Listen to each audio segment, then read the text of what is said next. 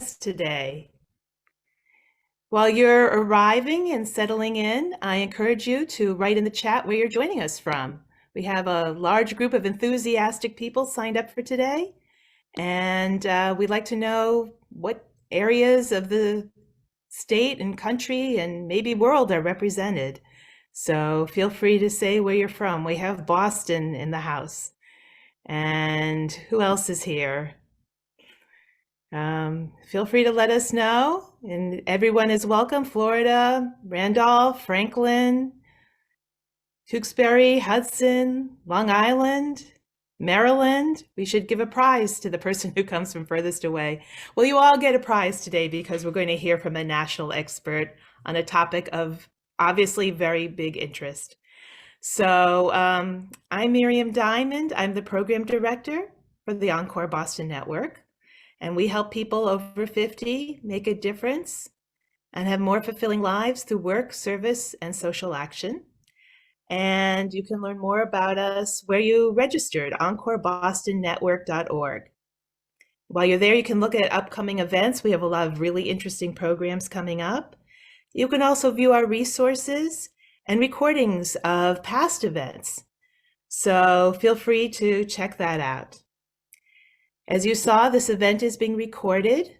We will send a follow-up email to all attendees with a link. So if there's something you didn't catch, you wanted to take notes, or you weren't able to take notes, or you want to view it again, or even share it with someone else, please stay tuned because we will send you that information. We do enable closed captioning. I see people have already enabled that, and I think that's wonderful.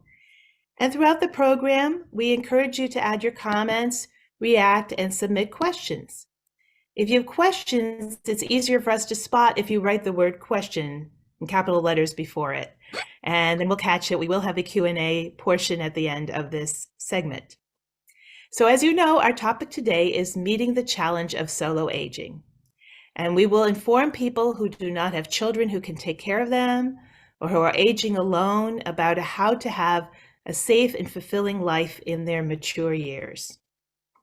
Our goals are to help you prepare to take steps in building a rich post-retirement life, regardless of family situation, including identifying what matters most to each of us, finding resources in lieu of family to provide what we need or in addition to family if necessary as we age, and consider how and where we wish to live, as well as becoming our own best advocates. So we're going to have an interactive presentation with one breakout group and then question and answer. I'd like to thank 50 Plus Job Seekers Networking Groups of Massachusetts for co-presenting today's event. So today's expert is Sarah Zeff Geber. Dr. Geber is an author, a retirement transition coach, and a professional speaker. She's an expert on solo aging and is the author of Essential Retirement Planning for Solo Agers, a retirement and aging roadmap for single and childless people. It was selected as the best book on aging well in 2018 by the Wall Street Journal. I now welcome you, Sarah, and turn the program over to you.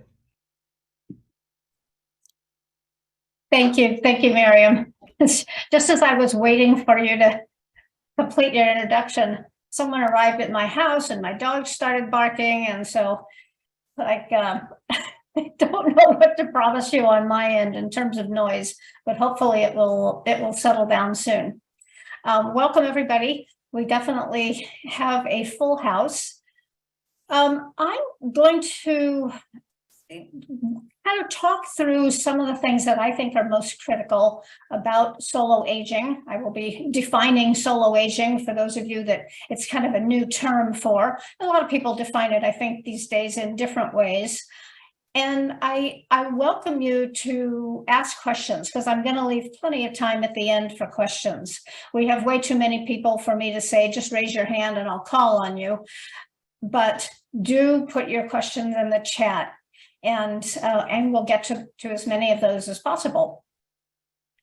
So without further ado here, I'm going to share my screen so we can walk through some of the slides that I've prepared that kind of give you something visual to look at as I'm talking about the key principles that I think are important for us.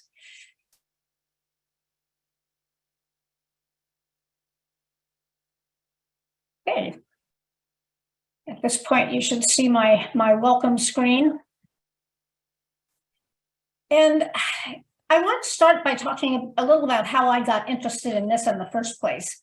Solo aging has been near and dear to my heart for quite a while, and I kind of stumbled onto it because I was doing some retirement coaching. And so I was around a lot of people who were at that point in their mid to late 60s, early 70s, and really starting to think about retirement or have just stepped into retirement.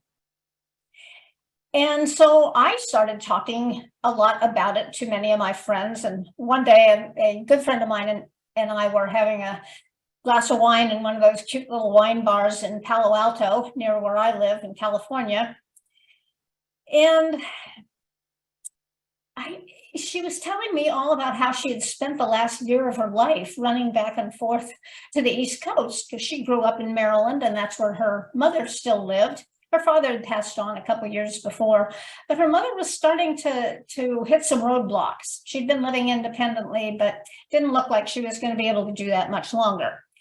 So my friend Sandy would go back and stay with her for a while, get involved with in discussions with the brother who lived a little closer. And eventually they ended up working with their mom to find a lovely continuing care retirement community for her to move into. But of course, their job didn't end at that point. They had to make the move. They had to sell her condominium. They had to do all of the downsizing for her. They had to make sure that she had a good set of doctors that knew she was transferring. I mean, it was just endless. They took over a lot of her financial responsibilities so that she was able to make that transition in a comfortable way without too much anxiety for her. And that entailed about 7 trips from coast to coast for my friend Sandy. And at one point I looked at her and I said, Sandy, you and I don't have kids. Who's going to do that for us? And of course, the answer was crickets, as they say. We had no answer for that. And I realized at that point that it was a pretty darn critical question. And it was the catalyst that launched me on kind of the trajectory of the rest of what became my Solo Aging book in 2018. And then really my mission in life these days is to raise awareness about solo aging, both to solo agers and to people who no doubt have solo agers in their family. So for the next hour, I'm going to be talking about solo aging, and hopefully we'll also get into some good discussions about it from your perspective as well. One of the things that I almost immediately found when I started doing research on how many people were childless, because at first my definition of a solo ager was someone who didn't have children, because that was my situation. That was Sandy's situation. She happened to be single. I'm married, but unless my husband and I get hit by the same bus on the same day, one of us is going to be a true solo ager. So I wanted to know more about it. And one of the first things I discovered was that the baby boomers had really bumped up the percentage of childlessness, or I kind of like to call it being child-free, and almost doubled it from all previous generations. In previous generations and really all over the globe, the rate of childlessness seems to be about on a par with the rate of infertility, which is around 10% for women. So around 10% of women in previous generations did not have children. Well, with the baby boomers, that jumped up to almost 20%, 19.4 to be exact, by this Pew Research study that was done in 2010. And 2010 was about the end of the childbearing years for the youngest boomers. So it's a fairly accurate snapshot of what of how the boomers had changed the whole picture of childlessness. And then along came the Census Bureau. And in 2021, the Census Bureau did me the biggest favor they could possibly have done. I was literally dancing around my office when this came across my desk. The Census Bureau had done a report on childlessness in older adults. Bingo, that's exactly what I wanted to know. And here's what they discovered. This chart represents childlessness among different age groups of older adults. Now, the small bar on the right-hand side is really not boomers. This is a generation before boomers. At the time, 74 and up. I think the oldest boomers are now 75, maybe even 76. But a couple of years ago, this is what the picture looked like. So there were about 2.2 million childless adults of age 74 plus in 2000. I think they used 2018 figures. So you can see it's just a little over 10%. But with the boomers, even the early boomers, that more than doubled to 4.8 million. And with the later boomers, it doubled again to 8.2. So if you take those two left-hand bars, that's what represents the boomers. And you're looking at about 13 million people in this country who do not have children. Now that's natural children. Thrown into the mix somewhere are adoptees and people who married into families and raised kids anyway. So obviously there's some of that going on, but regardless, it's still a pretty startling figure. But that isn't the full picture of what I'm going to talk about, because as soon as I started defining solo aging and putting it in this kind of narrow box of people who don't have children, boy, did I start getting feedback. People came at me right and left saying, well, I am definitely a solo ager. I have kids, but they live 9,000 miles away. Or I have kids, but I'm kind of estranged from them. Their life is really different. I don't talk to them much. So there's all kinds of situations that make people feel like they're solo agers. So as I went through the development process of all of these ideas in this model, I certainly went beyond childless when I continued to talk about solo agers. So now the picture of solo agers, in my mind, is all people who fit into all these different bubbles. And as you look at this chart, and if you came here because you think you are a solo ager, then you probably fit into one of these bubbles. Now, I love to say, I wish I had $1 for every time someone says to me, well, I have kids and they don't live too far away, but, I don't want to be a burden to them. Oh my gosh, I can remember my own mother saying that to me for years. Well, if you don't make plans, you will absolutely be a burden to them. So I guess my biggest message, whether you are a true solo ager or not, is that planning is a really important thing to do.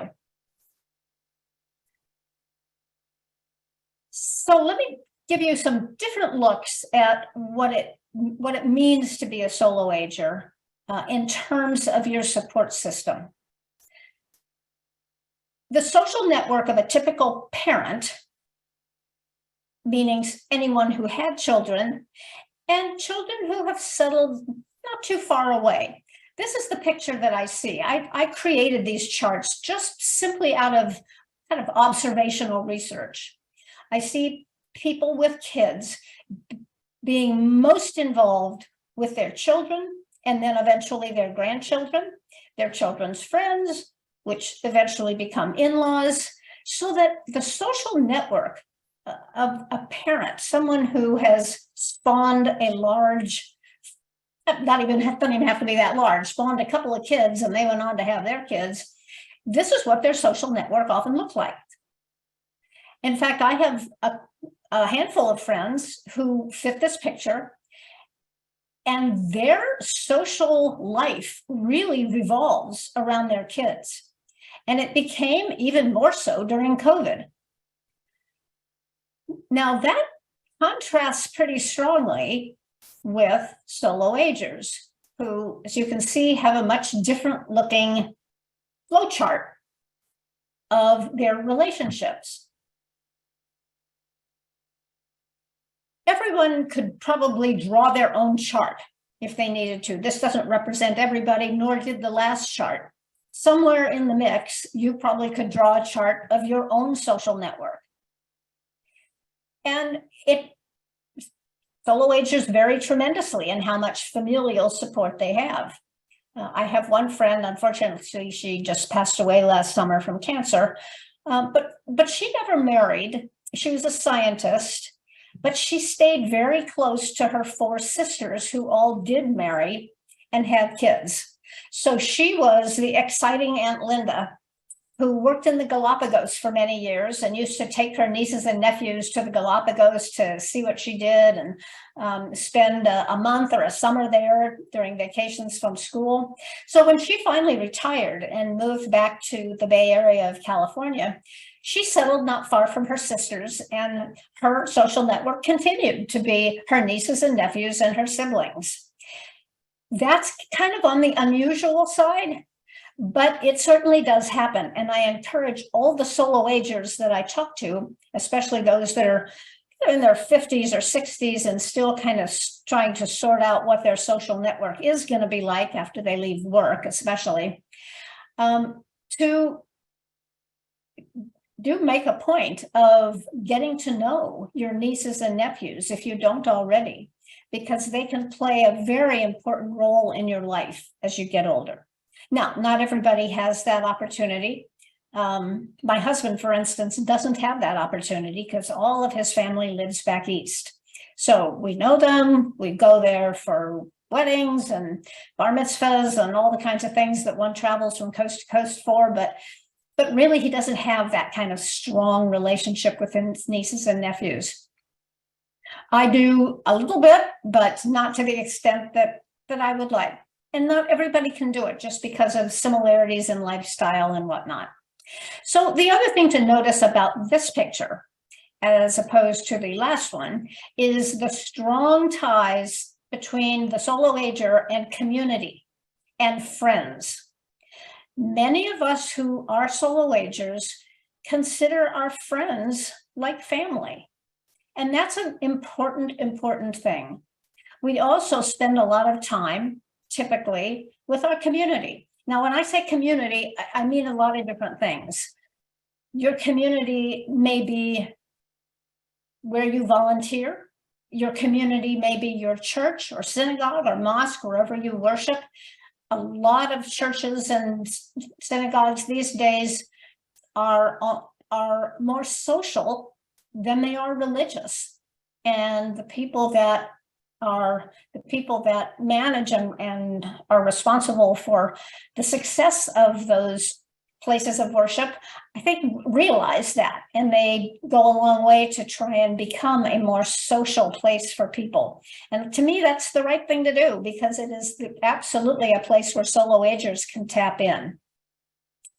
One of the first things that my husband and I did when we moved to Santa Rosa about 7.5 years ago now was to join a synagogue, because we knew that not so much that we needed to go to services every Friday night, but we wanted to have a new social system, and we needed to tap into that as quickly as possible, and that very much helped. But community can mean so many different things. Interest groups, whether they're running clubs or book clubs or stamp collecting. A lot of times in workshops that I do, I'll have people ask me, how do I make friends at this age? You know, all my friends from work have kind of disappeared, and I don't know how to make friends. Well, the most important thing that you can do is to look around you and join some groups. And then I often get, well, I'm not a joiner. You know, you have to become a little bit of a joiner to tap in to a network that includes your community. So I always encourage people to look around and find a community that suits them. Sometimes it can be right outside your door. Sometimes your neighbors can be your best community. Those of you that are involved in a village, I know there are a lot of villages in the Boston area. In fact, Beacon Village was the very first village to ever come about. And that too can be a huge tap into community. So again, kind of contrasting what the social network of a parent looks like, notice the strong lines going to the right, versus what the social network of a solo ager looks like. Very, very different picture. Now, another fact that came out in the census study is that more childless adults live alone. So you can see that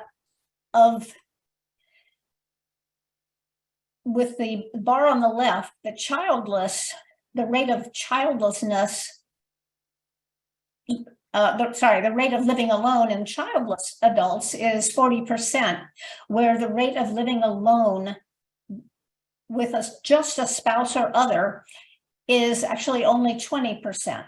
So that leaves people, what this chart represents is people having a vulnerability. When people live alone, they are somewhat vulnerable to isolation, to loneliness. We've certainly read a lot about those all throughout COVID, and I think most of us have learned a lot about what can cause isolation and loneliness, and it's one thing that we want to try and avoid, especially as solo agers. So this is probably my most depressing chart in the in the deck, but I think it's an important one for all of us to take to heart. And it should be a catalyst for us to all stay connected with the people in our lives, whoever they might be. Isolation and loneliness are our biggest foes, our biggest enemy as we get older. A bigger enemy than many health problems. You've probably heard about the research where they discovered that isolation and loneliness will actually kill a person faster than smoking 15 cigarettes a day. That one made a lot of headlines because it was so sensational. But actually, isolation and loneliness can cause a lot of other issues as well. The people who seem to live the longest and stay the healthiest are those that live in some kind of community. I'm a big fan of living in community, as you'll hear later on, and some of my ideas about that. What I am not a fan of is aging in place. I can't pick up a newspaper anymore. Of course, I tend to read selective things without hearing about somebody else's new scheme for how people can comfortably age in place. People tend to think aging in place is all about transforming your house into a place that's safe, into a place where you can roll from room to room if you're in a wheelchair, or you get through the doorways, or take up those area rugs, lower the counters, all kinds of different things you can do to your home. But that's not a panacea for solo agers, especially. I think that a better goal for solo agers is to figure out how they can live in some kind of community with people. Doesn't mean that you have to share everything, but there are people around you, people to talk to, people as a support system, not all by yourself. So I hope I have convinced you, or that you were already a believer, that it's our social support networks that are really critical for us as we get older. And there are a lot of different ways that we can involve, that we can avoid isolation. Now, when I'm doing this live, I always ask people, why do they think I have getting a dog on there? Well, I know for me, having moved 7 years ago, walking my dog led me to meet a lot of the people that lived in the neighborhood near me. we all know our dogs' names. Sometimes we don't know each other's names, but we certainly know the names of our dogs. But there's a lot of things we can do to build up and kind of shore up our support system as we get older. An interesting thing happened during COVID. Right after, this was something that really brought home to me how important a social support network is, and how important it is for me anyway to avoid isolation, because I'm a pretty outgoing person and I like to have people around me, at least much of the time.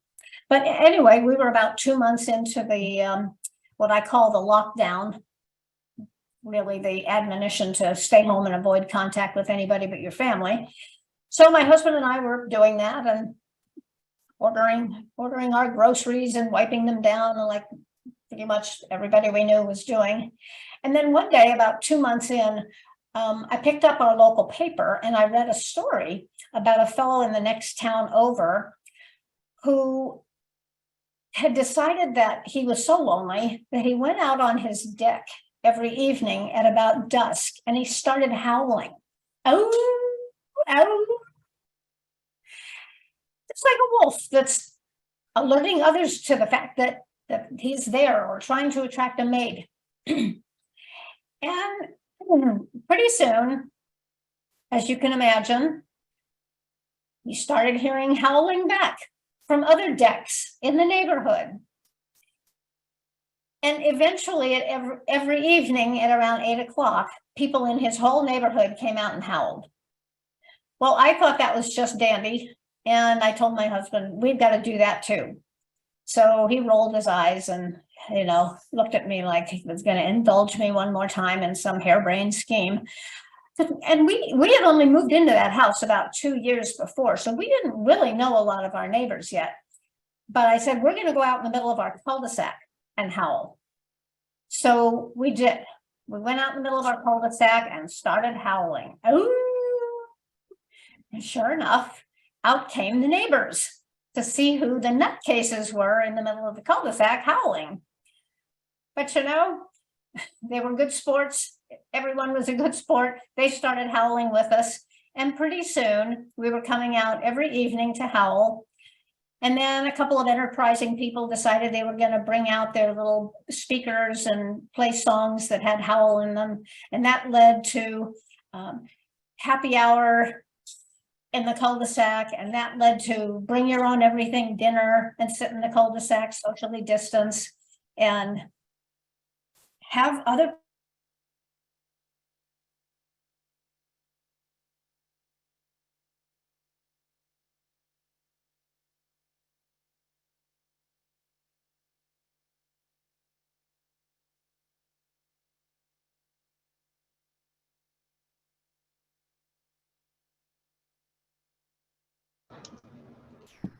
Sarah, are you there? I think we temporarily lost Sarah. Hey, hi, everyone. So sorry about this glitch. We have some construction going on next door to us, and they must have completely cut our lines. So I lost power. So I'm on my laptop, and I'm going to just talk through some of the rest of my information, and then probably open it up for questions and answers rather than putting you back in breakout groups, unless there's an uprising where people want to go back into breakout rooms. So I'll I'll let Kendra and Miriam manage that. So is everybody back at this point? Yes. Okay. So we were talking about support systems, and the important thing about a support system is to really look around you and understand where your support is coming from. Because a lot of times as we get older, we leave our main place of work, and that immediately eliminates a whole group of people that for some people may have been their mainstay of their social system. Their colleagues, their acquaintances, people they work with, that whole group may just dissipate. So that leaves our families, our neighbors, our friends. Hopefully we have or had friends outside of work. to kind of juggle. But what happens, again, as we get older is some of those support system elements tend to disappear. Extended family, all get older, some move away. Our nuclear family, if you do have kids, they're off to college and then off to families of their own. People who don't have children often have been relying on maybe nieces and nephews who also go off and have lives of their own. And sometimes during this period, we lose a spouse one way or another through divorce or death. And so we have to be always mindful of reinforcing that support system so that it never goes away totally. The last thing we want is for our support system to just kind of disappear on us. Now, one of the biggest elements that solo agers need to think about and decide is, where are we going to live? And as I have spent the last 5 or 6 years talking with solo agers all over the country, that seems to be the biggest question that comes up. Where am I going to live? And there are more and more options that are available these days, and especially with the enhancement of things like the village, which can support you living where you live for some period of time. But for most people, it's not the end game. So I encourage people who can live in some kind of senior living environment to explore those. And when I say can, they're expensive.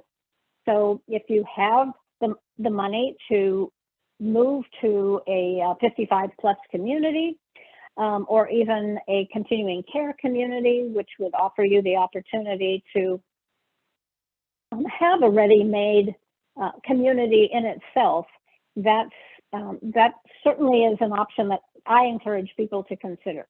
Beyond that, there are so many other ways to have community in your life. I have become a very big fan of mobile home parks. Now, I know you don't have as many of those in the Northeast as you would in the Southeast and places like Florida, and out here in California, we have thousands of those in California and Arizona and Nevada. We have the weather that is a little better supportive of it, but they're all over the country, and they offer people an opportunity to live much closer to their neighbors. It's a very different experience than living out in the suburbs where people drive into their garages and never see their next door neighbor. In a mobile home park, for instance, or a condominium or an apartment complex, you see your neighbors a lot more. You have the opportunity to get to know them, to get to know their interests and find where you're going to settle into a group of people that share your interests.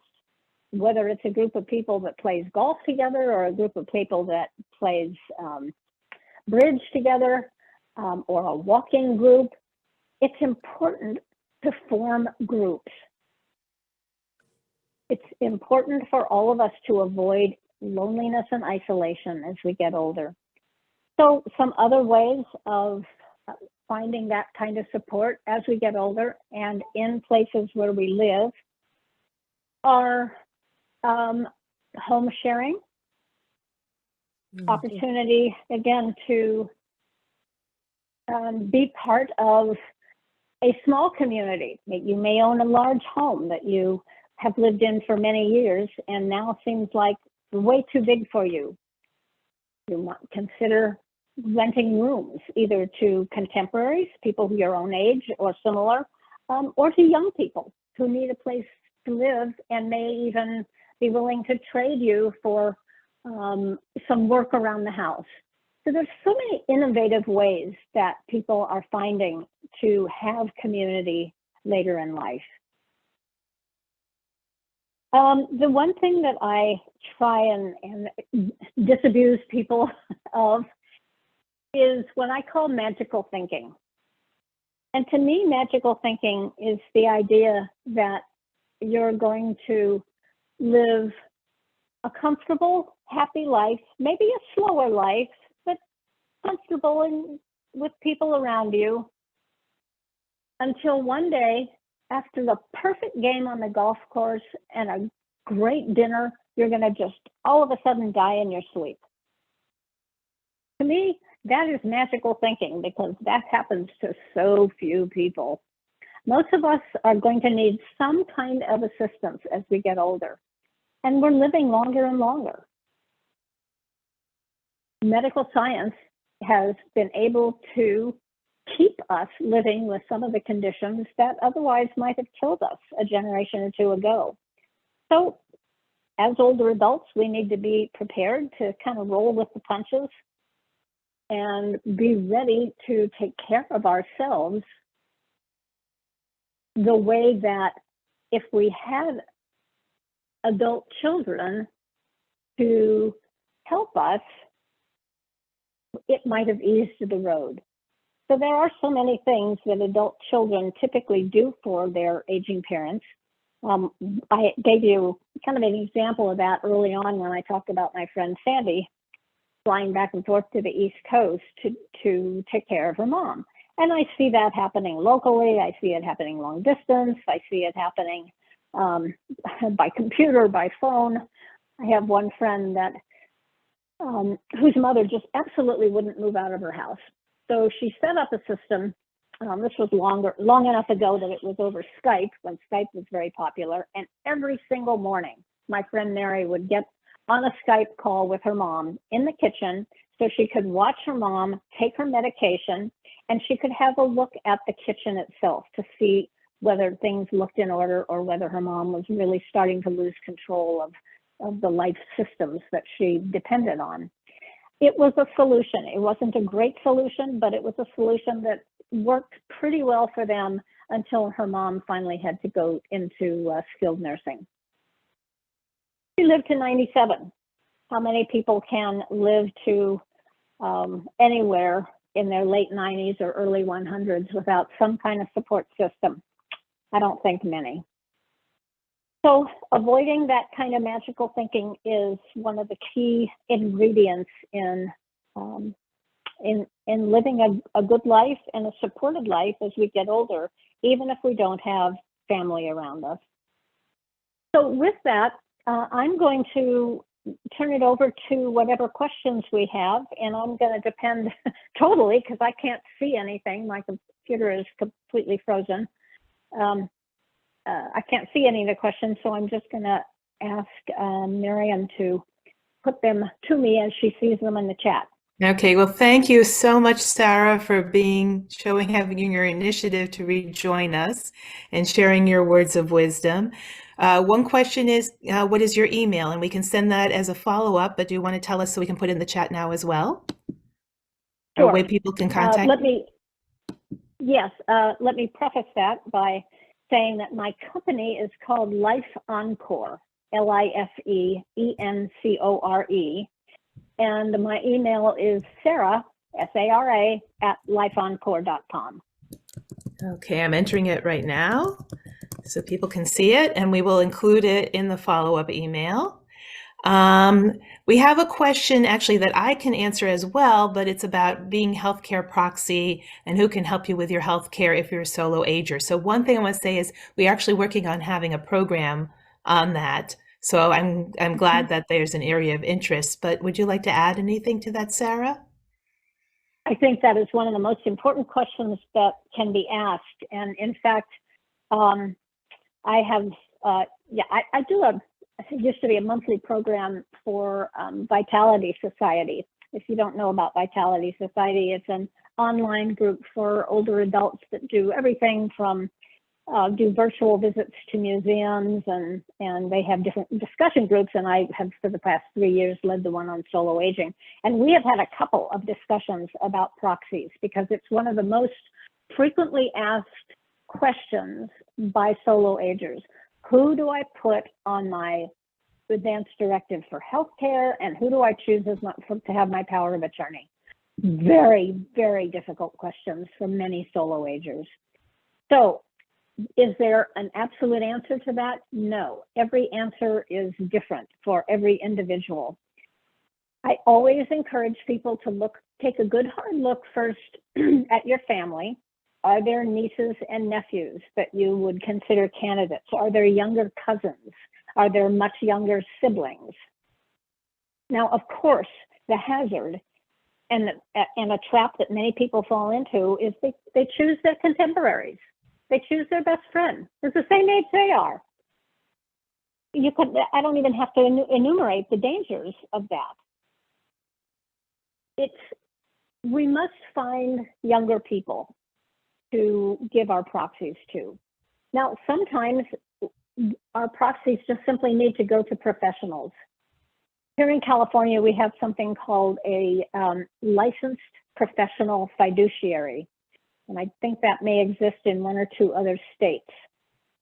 Banks have fiduciary departments. Your estate attorney would probably have some ideas. They are in touch with people who do that for a living. You can even hire guardians, which is not too unlike a professional fiduciary. But the point is, we don't want to become a ward of the court. We don't want to have a guardian that we've never met before assigned to us. That's the nightmare.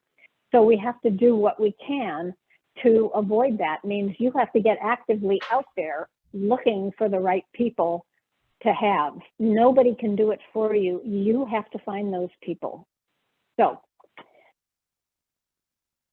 tough answer to a tough question.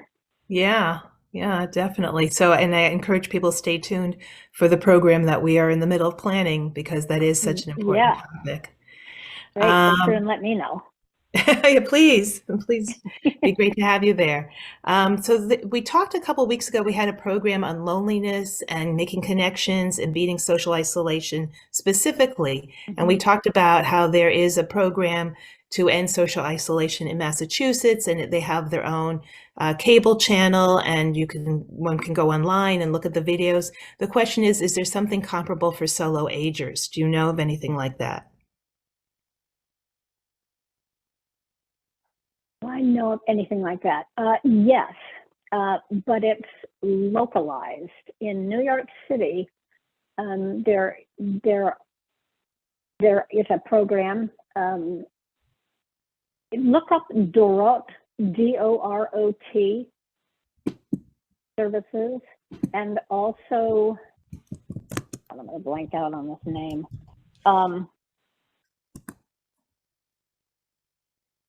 I can't think of the name of the group that's been very, very active in putting together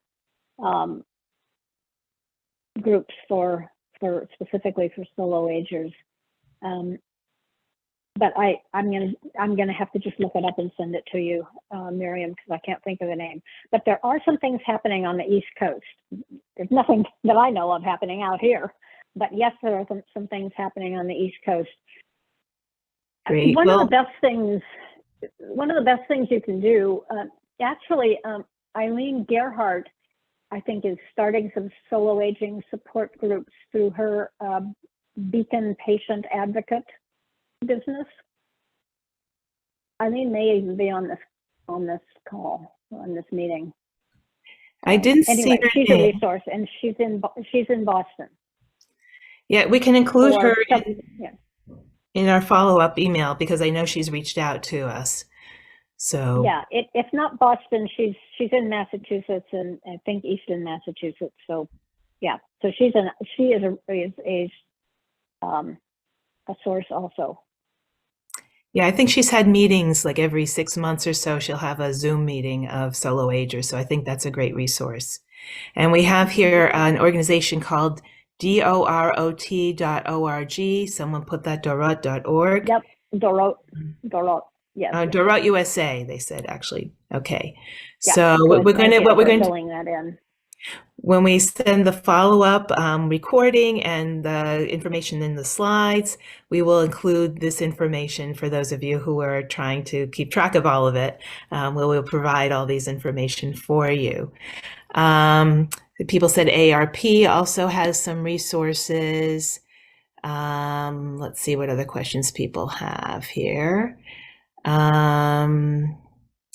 Anybody else have any questions? You can feel free to post them now. Here's a good chance. So, Miriam, would you take just an oral question? okay.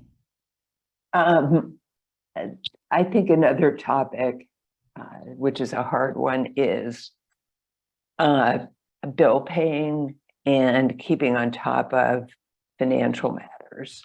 And I know that there are services one can hire that handle those things that are pretty local.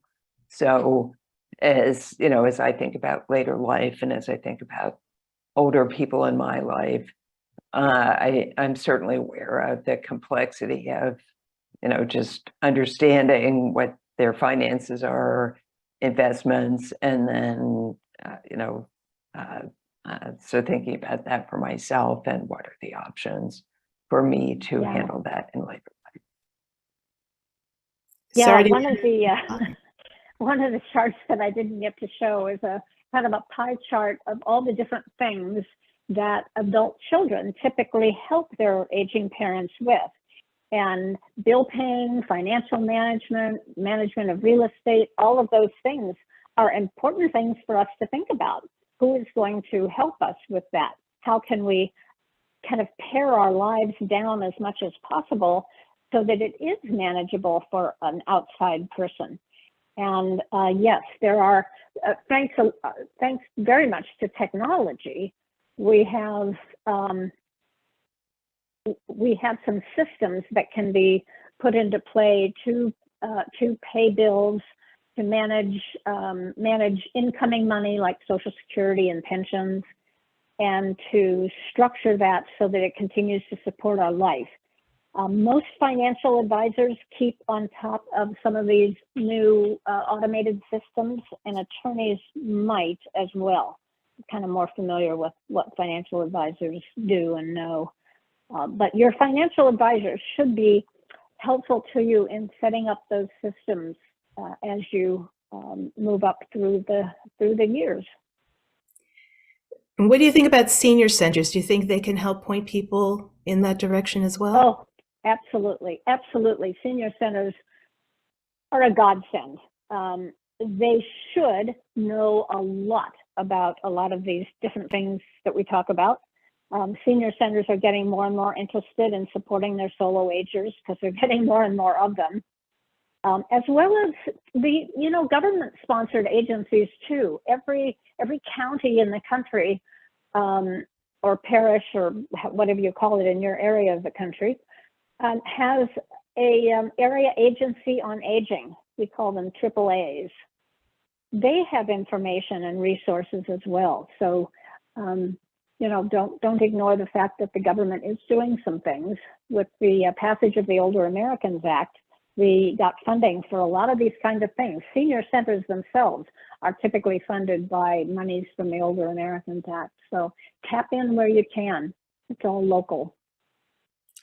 I see someone has their hand raised. Kumu Gupta, would you like to ask a question?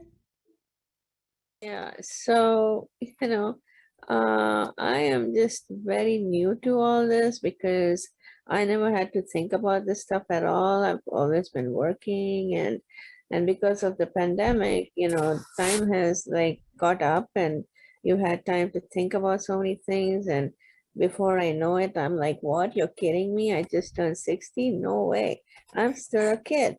And so now I'm freaking out because I didn't live, I'm not from here. Like, I've been here for eons, but so I don't know much about Social Security. I don't know, like I never, whatever is being collected in there, that's through my working life. And when I looked at the amount the other day for the first time, it was pathetic and horrifying, even though I've had more than 20 years at a very high end, I'm a professional. And so I'm like, wait a second. And I'm never married. I'm a single woman, never went out with anyone culturally, all that stuff.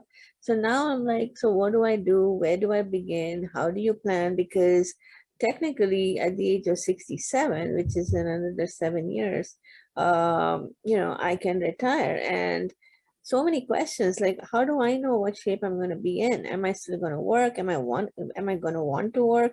I know a lot of people who are in their 90s and they're so up and about, they exercise, they drive, they work. And I am kind of person, I hate to sit in one place. So maybe I'll work, maybe I won't. I don't know. I mean, there's so many questions. So where do you start? Where do you start? Well, my guidance would be to start in a couple places. One, get yourself a financial advisor so that you know what you're looking at in terms of your own financial condition. Involve yourself with a what they call a fee-only financial advisor. The best way to find one is to ask your friends, ask people at work who they use for financial planning. And find maybe a woman that you trust, someone that you have meet with a couple times and it feels like you can resonate with her. And then begin to explore senior centers and information they might have for you. Join some groups that meet to talk about things like this. I'm going to assume you're in the Boston area. Is that a correct assumption? Yeah, it is. And the senior center, all these places are they're not very helpful. They more like not want to help you than want to help you, So well, I'm sorry about that. Yeah, and even with that, it's like, with the pandemic, like all these things you were saying about, like all these living assisted and independent or whatever. It's like, I feel that because I've always lived in, like apartments. And so I feel like, your chances of getting COVID in these kind of places, because they're not well managed. So it has to be at a very high end, which means that you have to have been making a certain amount to be able to go in there. And then do you need to reserve a spot? When do you reserve a spot? It's like, is there some place that you can get a counselor who can sort of help you to plan ahead and look at all the things that you need to look at? Well, I think that a retirement coach would be a good place to start. Okay. And find a retirement coach that knows something about the world of aging as well as just limited to retirement, and a lot of them do. Okay, and there's. You can finish your sentence. Sorry, Sarah. No, I would get a retirement coach. Yeah. That's a good way to wrap up, because that is what Sarah does. And we have Sarah's information if you want to contact her or find out how to get a retirement coach. We've also done a program in the past you can see on our website, along with our other resources on how to get a financial advisor. Thank you, Sarah, for coming back and joining us and sharing your wisdom despite technical difficulties. We really appreciate it. Thank you, Kendra, for dealing with the technology and helping us connect with each other in our breakout rooms. I want to thank 50 Plus Job Seekers Networking Groups of Massachusetts for sharing and being enthusiastic about this event and helping present it. I want to thank all of you. Feel free to put in the Q&A if there's a next step you would like to take based on what you heard, something that inspired you. This event has been recorded. We will send you the information that has been on the slide so you can see that. We will share a lot of the links that people have shared and that Sarah was kind enough to share with us. Please look at EncoreBostonNetwork.org for information on upcoming events. Next week, we're going to have a program on finding a job, even if you have current or past gaps in your work history. We also have information coming up on how to deal with unexpected medical bills. And even if you're not dealing with that now, it might be worth looking to attending that and finding out what you can do to prepare, because you never know. We're going to have information on being a caretaker, the other side of this, and we're going to have our Age-Friendly Employer Forum coming up, and we are working on a program on healthcare proxy and advanced directives and so on. So stay tuned for that. I thank you all for joining us. Thank you again, Sarah, and everybody have a wonderful day.